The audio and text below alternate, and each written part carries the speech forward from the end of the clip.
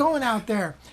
Hey, I want to show you 3 solos that combine the A blues, the F sharp blues, and the E blues scale, all within an A blues progression. Now, when you do this and you start building licks using those scales, you'll find a lot of different tonal characteristics that most guys don't play. When they have an A blues scale, they generally play. When they play over an A blues progression, they use the A blues scale,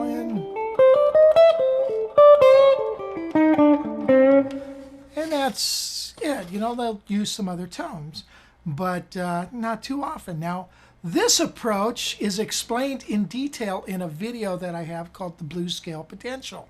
So this might be somewhat of a shortcut version or an introduction to that'll help you understand why those scales work and give you some tonal characteristics, some tonal choices that you might not be using now.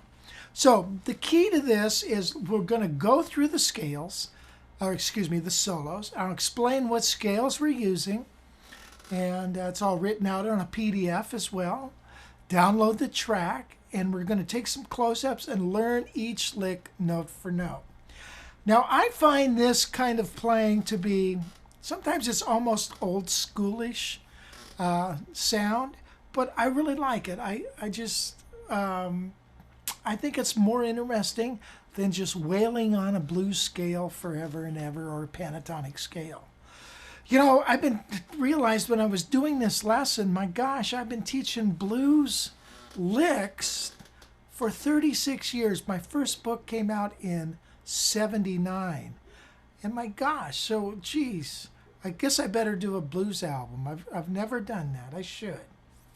But anyway, another key to playing this, and what might help you, and you'll see the need for learning this, is learning your scales in all the shapes.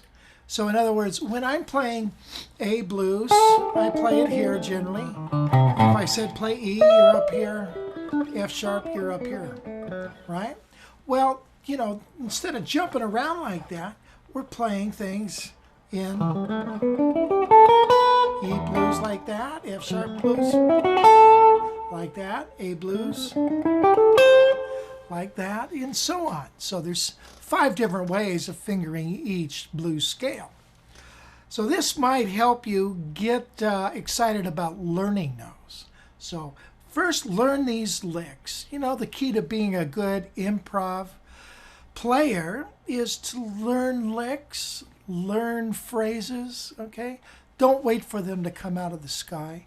Learn them, memorize them, put them into your playing, and then you reorganize them. That's how it all works.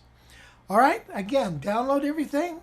Let's get into it. I'm going to explain why these scales work briefly, and then we're going to get into the solos. Here we go.